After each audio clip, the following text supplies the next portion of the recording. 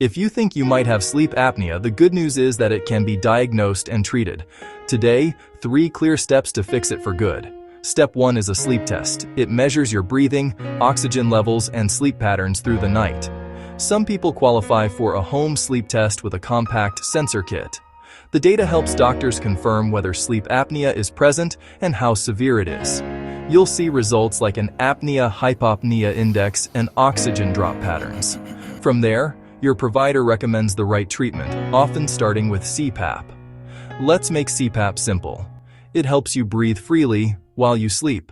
For many people, the most effective treatment is CPAP, continuous positive airway pressure. It delivers gentle air through a mask to keep your airway open.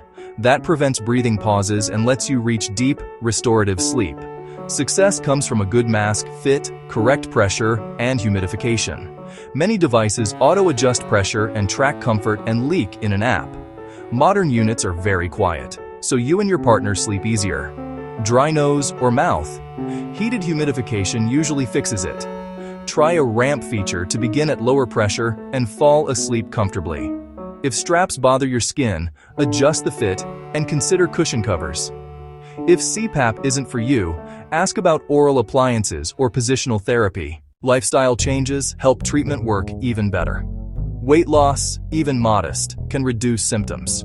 Avoid alcohol before bedtime to prevent airway relaxation. Keep a regular sleep schedule and wind-down routine. With the right treatment, many people sleep better and feel more energetic.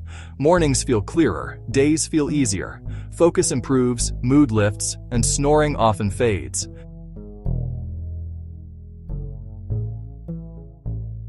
Loud snoring, pauses in breathing, morning headaches. Start with a sleep test, consider CPAP, and commit to better sleep.